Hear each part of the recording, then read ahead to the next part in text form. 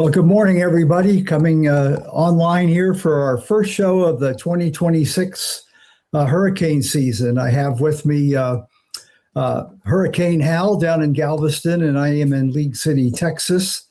How's everything down there, Hal? It's stormy today, like you talked about, Bill. You and I live about, 25 miles apart, and we're both going to get some big storms today. Yep, and as usual, the models don't seem to recognize that they exist, so we know there's still a future for the human in forecasting that into the weather. Well, folks, we have a very interesting show, I think, coming to us. Our guest is bouncing around in a hurricane hunter plane. Just kidding, but that's what it looks like. She's coming to us from taking the time we can get from her as she's riding in an Uber car in the Colorado area in there. So, Sunny Westcott, welcome to the National Tropical Weather Conference live show. Thank you for having me. I will say that this is a testament to the quality of the roads over here in Denver. But to the best of my ability, I am here. There we go. We talked a little when you first came online with us before we went on the air about what all your job is, and I decided it would be easier to let you explain who you are, what you do, and who you work for than for me to butcher it. Absolutely. So I'm Sunny Westcott. I'm a prior Air Force forecaster. So I cut my teeth in weather actually at Davis-Monthan Air Force Base in Tucson, Arizona. I was a top forecaster there for my region, and then I grew to be the lead forecaster. So I did our frontal boundary graphics and a lot of different project sets there, moved over into Homeland Security. I worked in CISA as the chief meteorologist for the Department of Homeland Security within that, so Cybersecurity and Infrastructure Security Agency. I did DHS headquarters policy support in climate, and then I've done countless exercises. I have now landed in my day job over at FEMA. I am the Deputy Hurricane Program Manager over there. But always speaking out of my Sunny the Scientist role, I am the Executive Director of the Geospatial Intelligence Information Sharing and Analysis Center, or ISAC. So that is the role in which I'll be speaking out of today. Excellent. So that leads to the next question is I looked up the website there. So that's my first taste of knowledge of what ISAC is. So could you give us a pitch on just what ISAC is and does? Absolutely. So every different entity across the U.S., whether it's critical infrastructure, it's a type of sector in the sense of we have small businesses in banking, we have big businesses in banking, regional banking. So each one has its own ISAC. We have an aviation ISAC, a e-ISAC for the energy ISAC. We also have, of course, the telecommunications and the comm ISAC. So you'll notice that each one of these kinds of hones in on an expertise range where what they do is they share best practices, problem sets, general information from one entity to the other, helping to break down that silo. Because with the private sector, who owns most of our critical infrastructure, if you were to operate solely in your stovepipe, you would find yourself blindsided by a lot of these weather events, blindsided by supply chain disruption, by different developments in other areas changing the way your storms roll through the region, generalities and policy issues that have come up. It's that concept of we're stronger together. So I think the ISACs really work to embolden a lot of these different entities to come to the table in the manner that they can, that is legal, that is allowed, where they're able to share these pain points, best practices, problem sets, solutions, come together with asks to industry, asks to scientific communities. So really it's like how InfraGard has the FBI private sector partnership. This is essentially across that board and international. Interesting. So I would guess a fair amount of the work you do is an educational and training type mode for folks that aren't the least bit familiar with what the weather aspect of their hazard is. Yes, I do a lot of public speaking, which I love. I get to bring the information directly into the hands of those who maybe don't typically get this level of one-on-one attention with somebody with a physics background. So explaining to our linemen, explaining to construction crews, explaining to CEOs, CFOs about what this means for their particular industry, their state, their family, the ability for them to take their dogs outside for walks, with these extreme heat events or with major changes in barometric pressure. Maybe they want to have a conversation about what this means for hunting and fishing. So you can really bring the information to them when you know what it is that they're interested in hearing about. And that kind of helps you meet them where they're at. Okay. Do you get involved in any real-time operational support in this company, or is it mostly the preparation and education? It is both. So I do a lot with preparation, education, finding tools, finding things like dashboards, geospatial products. And then the other side is every 2 weeks, I run the Extreme Weather Information Network Group, or X-Wing. And what that is it's a good chunk of time is me essentially highlighting the next 2 weeks of hazardous weather, both nationally and internationally, what those rippling effects could look like to supply chain, what they could look like to operations, what they might do to power outages, highlighting some of our private sector partners like PowerOutage.us, Gridco with the new power outage forecasting tool. Some of these different entities that have come to the table, like Google with their DeepMind forecasting capability, just so that people have the ability, one, to interact with the new data sets, new products, new way to consider the weather events, and then two, to have a direct one-on-one with the meteorologist explaining the weather event coming into the region, why it's going to produce more tornadoes than usual, what kind of products they can look at to monitor it ahead of time. And then, of course, during the weather event, things like major hurricanes, major winter storms, I'll put out products on things like what is an ice quake, where are our ice dams, what will it look like when the ice dams melt, how much snow is too much snow for a roof, what areas may not be coded for that as far as rating for buildings. So there's a lot of information sharing within that, yes. Interesting. I've used the power outage products myself in briefing people in the last couple of years, and it seems like it's come a long way. I was incredibly impressed with how it worked for during Hurricane Helene when it was making landfall. So, where do you see that going? Is that going to improve with the implementation of various AI tools, you think? I do. I see that becoming more of that critical concept of who's without power right now. The other side of it is the partnership that they're forming up with Gridco when it comes to the Recover dashboard, which is the other side, in the sense of not only forecasting power outages, but highlighting how long that area has been without power.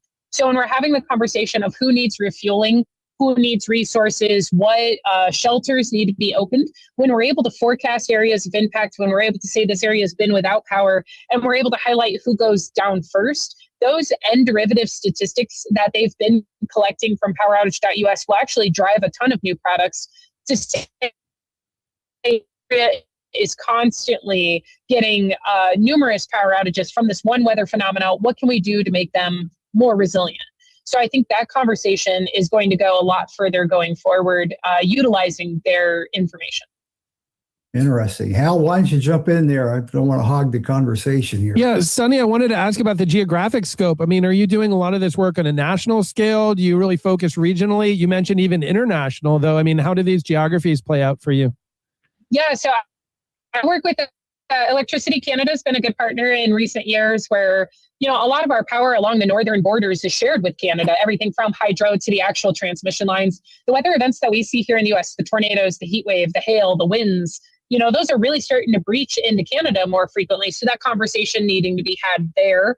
Having the conversation in Japan about earthquakes, what have they done best practices wise that we might look at, like the center they've integrated more sensors along their transmission line system to be able to pick up on quakes better than we can. So adapting from that. Over in Australia, they're about a season and a half ahead of us. So what did they see for hurricane season? What might we see from that? Last year, they had a record-breaking lightning event, a decaying tropical system making landfall in March. Not even a full hurricane, produced 1.8 million lightning strikes in one city. Now, that's a pretty devastating total in that forecastability margin. What would that look like here in 0.8 million is some states' entire year's worth of lightning. So that can be pretty devastating pretty quickly. So it's looking internationally, it's communicating internationally, finding out, the UK during a heat wave had a problem with the rail system for the supply chain. They painted it white. And immediately we're able to use the rail again because it wasn't warping anymore from the heat. Awesome. Bigger problem is as soon as they painted it white, the debris system for the rail actually couldn't see the rail anymore. So then you had to switch it to thermals. What would that look like here in the US to implement the same best practice? What consequence may emerge from adapting to that? So it's everything from forecasting weather events from the blizzard in Russia making its way into the US from this last winter, all the way forward into who's doing what about which event forward. Well, and Sonny, that's pretty cool. With casting an international net, you're getting a broader range of different hazards and how different countries are responding to it. I'd imagine that it gives you like a bigger toolbox to draw from for solving problems here in the States, right? Oh, absolutely. So that's everything from floating solar. Does that work? Where does it work best? Covering the reservoirs, who's covering it with what materials? There was a country not too long ago that took a giant white fleece blanket and coated their mountain with it to try to prevent the snowpack from melting off. We'll have the studies from that to be able to say whether or not that worked.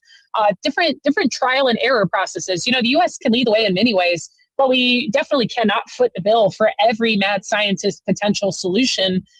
Diversifying them, reaching out to our partners and say, we'll try X if you try Y, is a really good solution to have at hand with your partners. If we know Australia's getting hit with lightning a bunch, is there a new lightning protection system they might implement that we could mimic at Data Center Alley here, because we're going to get more lightning, and that can come with some rippling consequences. No, so interesting and great work that you're doing there. It takes time to build those partnerships and extend out, but you get so much better results on the back end. I wanted to ask you, 2 hurricane seasons ago, Bill and I were both impacted with many Texans with Hurricane Beryl, knocking out power to, I think, about 2.7 million people. So this was interesting from reading the NHC report and other sources. I was shocked to see this is the first hurricane I was aware of where more people died from heat exhaustion than from either flooding or from wind.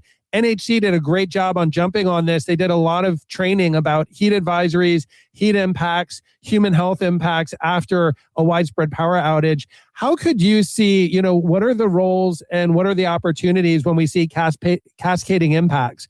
Hurricane hits the coast, widespread power outages. This leads to heat stress and human health problems. I mean, where are the opportunities there to improve education and do better preparedness?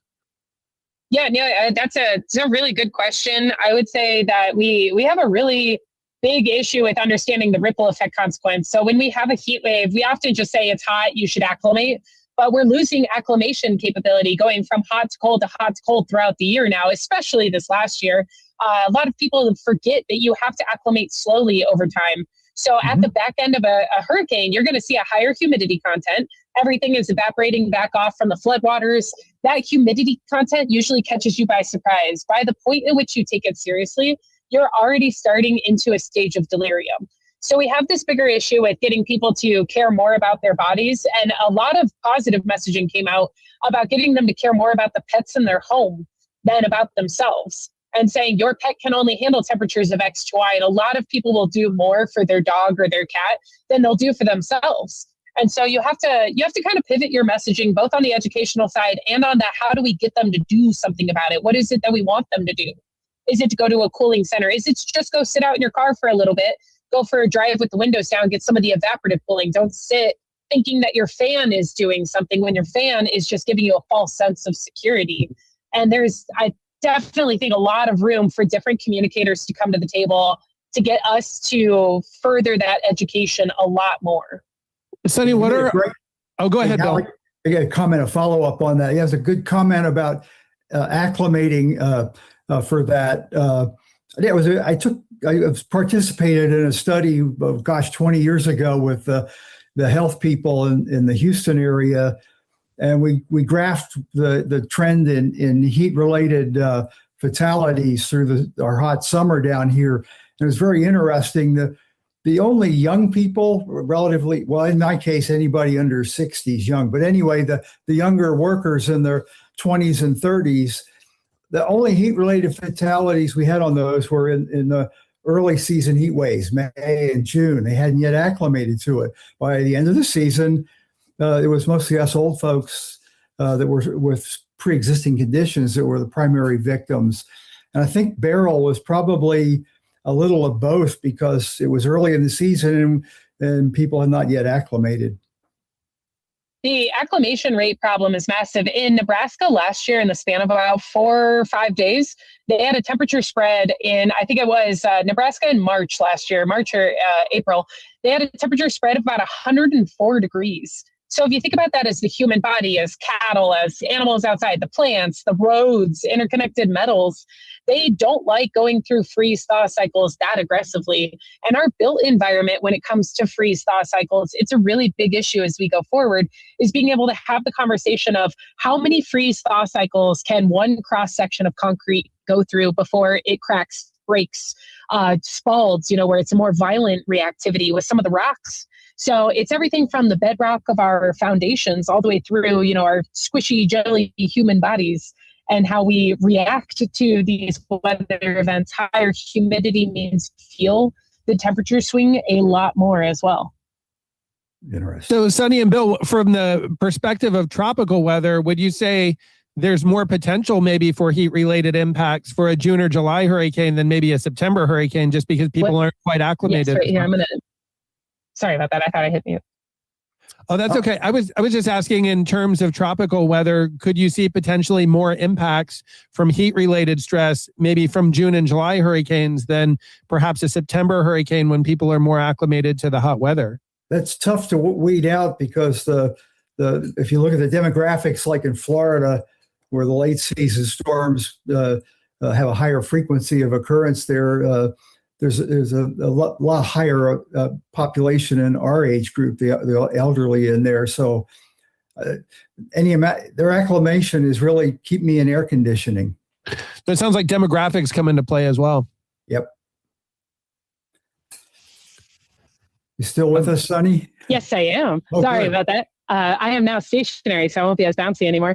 I would definitely say that when it comes to acclimation, there's bigger across the continental U.S., which is we have people who move during major weather disasters from one area to another area, and they are often the last to think about it. They don't know react.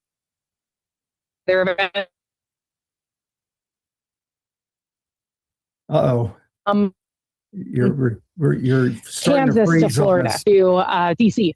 You can run into let me see. Let me know as soon as I'm better, because it says I'm connected and secure. Yep, good now. Marvelous. The best that I can do. I feel like it liked me best jostling around. Hurricane Center podcast brought to you by USAA, South Padre Island, Live View, and the Texas Weather Network. The show provides information about hurricanes for not only broadcast meteorologists, digital meteorologists, but the public as well. And we're here during the entire season. We thank our sponsors very much for helping us keep the show going throughout the hurricane season. Okay. No, this is great. Sunny, so much appreciate having you here on NTWC Plus. We've talked a bit about some things that professionals can do to better prepare the public, but just focused on the public right now. What is one preparedness habit you wish more people would adopt when severe weather threatens from a public perspective? What a good question. I think there's a lot to be said about needing to take seriously the watches, warnings, and advisories. A lot of people don't. A great example is Virginia. Earlier this year, we put out a major tornado watch, and everyone got very upset that they didn't get a tornado, but they did release schools early, and everyone was sent home from work early. And so their response was, we didn't get the weather event, so that was a waste of time. But the better response was, would you have rather have been on the road should there have been a tornado, picking up your kids from school, being released from work late? I think that society often wants an immediate, exact result. And you would be better off without that major weather event. So honestly, the conversation really having to come down to the exchange of what does it look like to be prepared? Does it mean leaving work early? Does it mean making sure that your kids are in a safe location? Do you have water in the house? If you lose running water, what does that mean for your household? How much water does your household need to be good for 3 days? That's really your main goal, is to have enough water. You can always get to food. You can always find shelter, especially in America.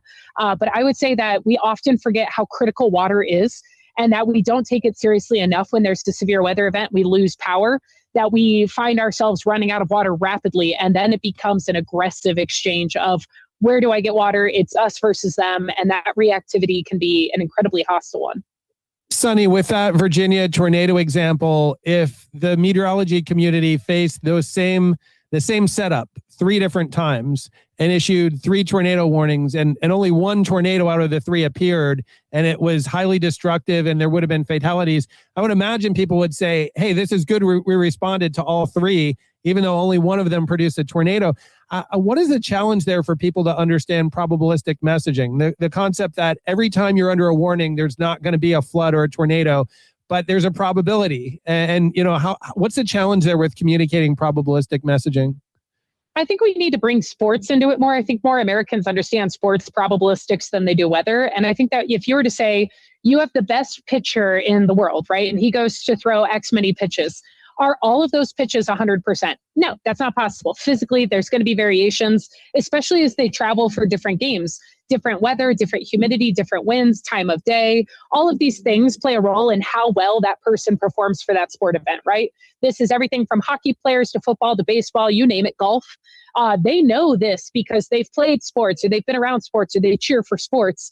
So I would say showcasing a little bit more of what does it mean to be probabilistically accurate in sports, very similar to weather. You can have all the ingredients for there to be a thunderstorm present, a strong, potent one that'll do a lot of damage, but just so happens that X kicks off at Y time instead, and now it's a complete miss. But everything was there. So you were, if you're a weather person, you're rooting for your forecast there, and by you watch it fall apart, you say, but everything was there, why not?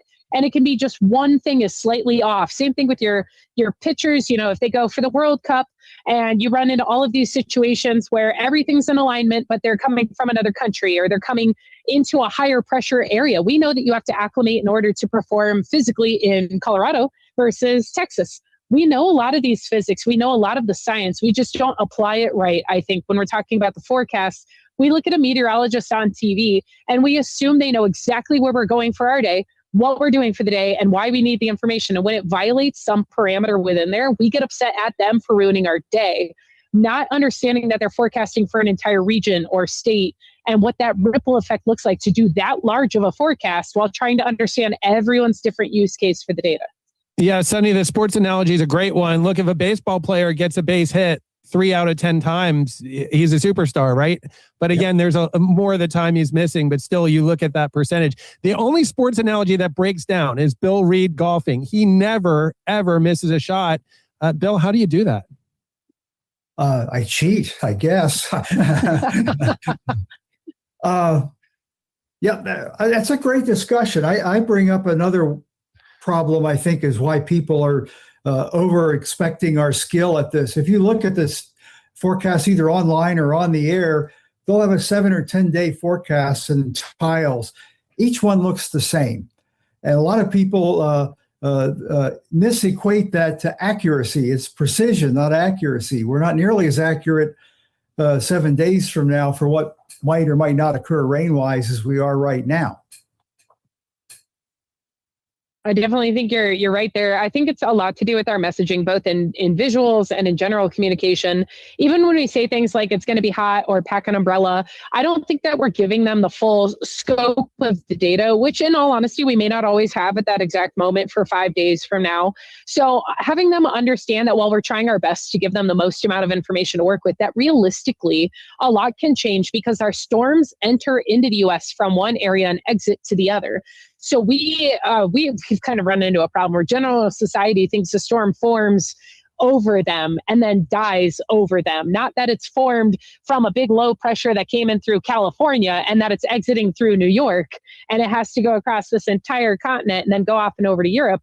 So I think we've done ourselves a bit of a disservice making it too simplistic for them. And then subsequently the result is now they have this notion that, oh, my state gets the weirdest weather. I'm like, your weather's affiliated with a large system always in motion and entering the U.S. in certain parameters, either from this direction or this direction, but always crossing your state. Thereby it can carry some different attributes with it. And that part's hard to explain to them after the fact. Interesting. Yeah. Yeah. Sonny, it's really interesting what you mentioned about people just thinking of the weather as forming and impacting just where they live. And we see this with hurricanes. People, the way they talk about hurricanes, it's as if they're points. Like, is it going to hit New Orleans? Where is it going to hit? It's not a tornado. This is a broad area of winds, broad area of flood impacts. That can be a big challenge for tropical weather forecasting. What's some advice you have for us as we communicate about tropical weather threats, helping people understand it's not a point on the map, it's a broad area of wind and flood impacts? I will say I'll utilize my military experience talking to who really wants to fly, who needs the hours and is willing to fight you over it. I would maps the actual depth of the like land masses. Where's the mouth of the river? How different is the mouth of the river along the entire shoreline? I think when we just show them the state and the impact and the general area, that they forget that there's ebbs and flows, valleys and ridges, treetops, no trees, like these problem sets of not understanding your ecology. And then there and by, when the flood comes in, obviously with all the trees is going to have a totally different end response than the area with no trees. But not showing them the sort of topographical design of their region has been a huge problem. So in the Air Force, when we would need to do a forecast for pilots and we needed them to understand that storms formed on the mountains and would roll off the mountains in a particular direction and would hit the flight line, what we did was we printed out a foam map, and it was dense, and we would show them on the map physically, it's going to go from here down to here, and this is where your runway is. You can't be there when this happens. So it's the same concept, I think, for general society, is you show them the topography and you be like, you're the lowest point.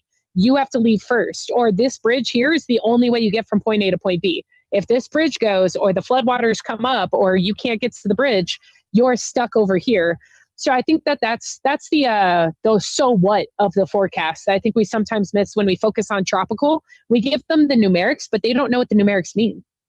So some of it's really interpreting your landscape. It sounds like you're saying really understanding why things happen, where they happen. Yes, I definitely think more explanation on heat islands is good because that fuels storms. More explanation on why one area floods and the other area doesn't. That's also a super big positive. Giving them more to work with in comprehension, they'll store that for the next storm. No, great advice there. Bill, back to you. Any other thoughts or questions for Sunny? Yeah, I think we're with the availability of the really good weather information now. Everybody grab their cell phone and they can look at it. I think the base understanding of weather and how it impacts them is improving quite a bit from when I started out. I mean, you were talking about briefing pilots. I was a weather officer in Kingsville for the Navy way back when, and the students like to fly back to Pensacola to probably a party, but they needed to do cross-country flights. And in the summer, they were not supposed to get anywhere near a thunderstorm. So you'd show them a fax map of 2-hour-old radar data and say, you can't go that way. So, well, how can I get there? And I kept a packet of Greyhound bus schedules that I'd hand them for that. So we've come a long way from back then. But even more important is how far the key responders like emergency managers have come in the weather. Can you talk a little bit about how you deal with that level of user? I definitely think that emergency responders have come to bond with their meteorologists a lot more, which is great. I see more meteorologists now in emergency operation centers than they weren't before. I see them called and considered. I get text messages from hospitals. I get text messages from people with plow trucks, people doing stand-up at a hyper-local. I even get calls from high schools. Hey, do we need to move graduation? Should we be inside? Is it okay? I see in the forecast X, I'm concerned about Y. I even did a gang forecast once for gang violence because we know that people are more aggressive during high pressure than they are during low pressure. People get more lethargic, sleepy, pressure points in the bodies, more pain during lows. So you know that people don't go outside as often during lows. So you can forecast a lot of different things. And the more trusted you are in giving them open, honest dialogue and information, the more they're going to come to the table to get it. They want the data. They want to engage. They just don't know what you know. And a lot of the times, if we give them the same forecast over and over and over again, they just stop listening. And I think you have to start adapting it. Go have the painful, unpleasant conversations. I'll go to a bar and some drunk person will be like, oh, the weather's crazy. I'm like, I can actually explain it. And I'll explain a little bit until I see their eyes glaze over. And then I'm like, okay, noted. They stopped listening. And I can use the same tactic at conferences, during conversation with CEOs, conferences with linemen. When you're having this conversation, reading how they're receiving, making jokes, making it personable, you have to do so much more than just forecast the data. Yeah, it's fun to do it. The bar one's a great example. The what trick I would use on that is explain instability. So you grab a mug, a fresh beer, you pour it in rather fast, and the head grows real quick. That's unstable. And then after a while, it keeps going down. Now it's stable, but he's too drunk to understand it. I think we're got to find that sweet margin.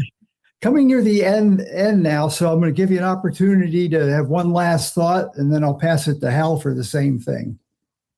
Yeah, I think one of the biggest issues that I've come to conclusion in my time in meteorology is that our highs and lows are changing.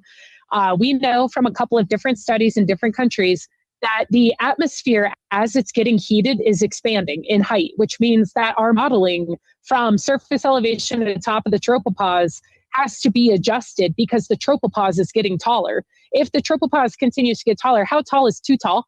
What's the max height the tropopause can even get to? What does that mean for thunderstorms, which touch the top? What does that mean for the wind, which comes from the top down? We have all of these secondary problems because we don't understand, much like getting sick and going to the hospital, we're treating a lot of our symptoms and we're not hunting for the root cause. We know it's getting hotter as a baseline, absolutely. What does that mean on a physical level for all of the molecules in which that we interact with? The air parcels, water, pollution, arsenic, mercury that's in the wildfire smoke. How does that interact? We're seeing more positive lightning strikes because of wildfire smoke. There's just so many different things interconnected with that root problem of the atmosphere is changing. Okay. Yeah, fantastic. Sunny, so much. Thank you so much for coming on NTWC Plus and for sharing your passion for education and engagement with our audience. You mentioned that you do a lot of public speaking. I could see folks in our audience here being like, hey, we want Sunny to come and speak to our group. How can people find you? How can they connect with you and reach out to you if they want to make a connection? Yeah, absolutely. I'm available on LinkedIn. I'm super easy to find. Ironically, weirdly, if you just Google Sunny the meteorologist, I come up. I thought for sure somebody would have had that by now, but evidently I'm one of the few and the proud, I suppose. I opened up my own inbox because federally I can't do a lot of speaking engagements. So on the other side of the house, you can find me both through the Geospatial Intelligence ISAC, GeoInt ISAC, or sunny@unlimitedweather.com. Those are all different ways, but I respond to all of them equally. No, that's great. I think our audience will be really excited to reach out to you and to continue following your professional career. So that's it for me. Bill, I'll pass it back to you as we close up with this episode of NTWC Plus. Excellent. I've got one of my key observations on this great show, Sunny, was that you've opened up, in my mind, a lot of options for careers for young meteorologists coming up. There's a lot of anxiety about where the profession's going. So if you start getting emails from a bunch of college students, you'll know who sent them your way. I love the youth. Big fan. The Hurricane Center podcast is made possible by USAA, the South Padre Island Convention and Tourist Bureau, LiveView, and the Texas Weather Network. Join us again next week